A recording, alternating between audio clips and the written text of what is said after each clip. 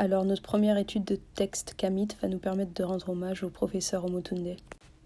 Cosmogénèse kamite de Kalala Omotunde, le tome 1, l'avant-propos. La science a récemment démontré que l'Afrique noire est le berceau de l'homme moderne apparu il y a plus de 200 000 ans dans la vaste région des Grands Lacs. L'homme moderne africain est donc l'aîné de l'humanité car il a vu naître toutes les autres variétés humaines, européens, asiatiques, sémites, etc. C'est pourquoi nous ne pouvons pas vraiment parler de racisme, c'est impossible parce qu'en réalité, ce sont nos descendants, ce sont les descendants directs des groupes d'hommes et femmes qui ont autrefois quitté l'Afrique noire pour aller peupler la planète en divers lieux. Le roi Narmer a fondé les énormes découvertes scientifiques, techniques et philosophico-spirituelles réalisées par la civilisation de Kémet, appelée aujourd'hui l'Égypte ancienne, dont les fondations historiques sont incontestablement soudanaises par le roi Narmer, qui était un civilisateur Anou de grand génie vers 3200 de l'ère ancienne africaine. Le peuple Anou sont les ancêtres des Égyptiens ayant fondé le premier état de l'histoire universelle, à savoir Kémet. C'était un peuple de chasseurs, cueilleurs, originaire du Sud-Soudan actuel, qui maîtrisait entre autres la navigation, l'écriture, l'architecture, l'artisanat, l'astronomie, le calendrier, les mathématiques, etc.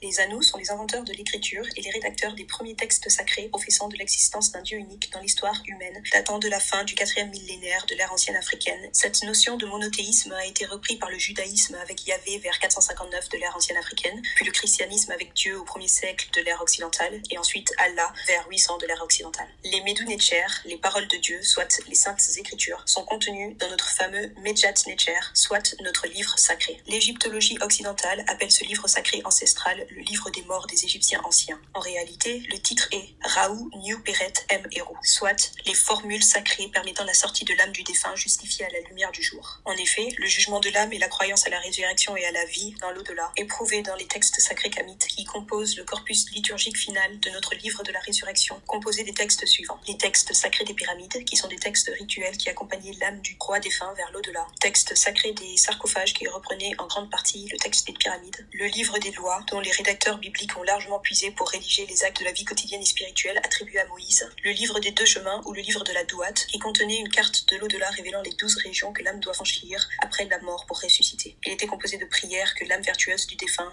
se devait de prononcer en suivant la lumière divine, l'amenant au champ de Yalou, ou encore le royaume des cieux chez les chrétiens. Où ne sont admis que les Maak Eru, juste 2 voix, saintes personnes, ayant fait vivre la Maat dans leur cœur. Ainsi disaient nos ancêtres, et ça peut vous paraître familier si vous êtes chrétien, heureux ceux qui arrivent dans la demeure des justes. Personne n'y parvient, sinon celui dont le cœur est exact, à pratiquer l'équité. Là, pas de distinction entre le riche et le pauvre. Seul y entre celui qui sera justifié par la balance et le poids de la plume de la vérité devant le Seigneur de l'éternité. Et parce qu'on pesait le poids du cœur avec la plume de la Maat.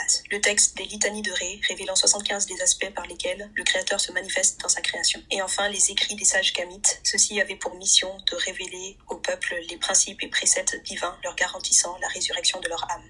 Nous pouvons citer quelques écrits comme les enseignements de Taotep ou encore le livre de sagesse de Beth Osiris. Tous ces textes cités composent le corpus de nos textes sacrés, dont notre livre de la résurrection ancestrale est le tout premier à attester que, je cite, l'origine de toute chose et le créateur de toute chose est l'unique Ta. Fin de citation. Ta, qui procède du verbe te, qui veut dire créer. Pour nos ancêtres à nous, c'est d'un créateur unique que sont sortis tous les éléments de l'univers et de la vie. Le paradoxe de l'histoire esclavagiste et coloniale est que si Napoléon Bonaparte est celui qui a fait que les Africains soient à nouveau considérés comme des biens meubles pour le plus grand profit des financiers européens, avec son expédition militaro-scientifique en Égypte entre 1798 et 1801, il a paradoxalement permis d'ôter la falsification occidentale de l'histoire du monde noir et d'atomiser les fondements même du judéo-christianisme dont les racines africaines sont depuis indéniables. En 1783, le comte de Volney, après avoir réalisé un voyage d'études en Égypte, affirme ceci dans son testament et je cite: « Cette race d'hommes noirs, aujourd'hui notre esclave, est l'objet de nos mépris et celle-là même à qui nous devons nos arts, nos sciences et jusqu'à l'usage de la parole. D'imaginer enfin que c'est au milieu des peuples qui se disent les plus amis de la liberté et de l'humanité que l'on a sanctionné le plus barbare des esclavages et mis en problème si les hommes noirs ont une intelligence de l'espèce de l'homme blanc. » La plupart des statues des pharaons ont le nez ou la bouche détruite pour pouvoir cacher le caractère africain de ces statues. Et l'artiste peintre français Dominique Vivant de Nom dit ceci en parlant du sphinx de Giza: « L'expression de la tête est douce, gracieuse et tranquille, le caractère en est africain. »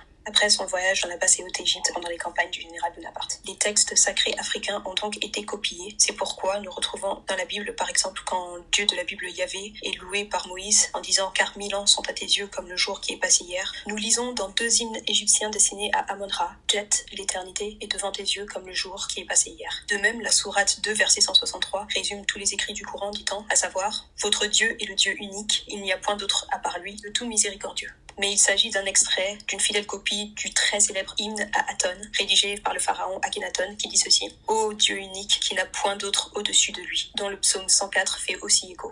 Les textes sacrés initiatiques de l'Afrique impériale sont des sources inestimables témoignant d'un immense savoir ancestral que la science moderne ne semble pas avoir dépassé. C'est donc la science cosmothéologique de nos ancêtres initiateurs que Nusire Kalala Omotude vous invite à découvrir dans cet ouvrage afin que nous puissions tous prendre conscience de l'immense valeur de notre patrimoine historique, culturel, scientifique et théologique africain. Un patrimoine qui nous a été rendu par l'immense Cheikh Anta Diop, qui nous a montré la voie de nos humanités classiques africaines et à qui nous rendons un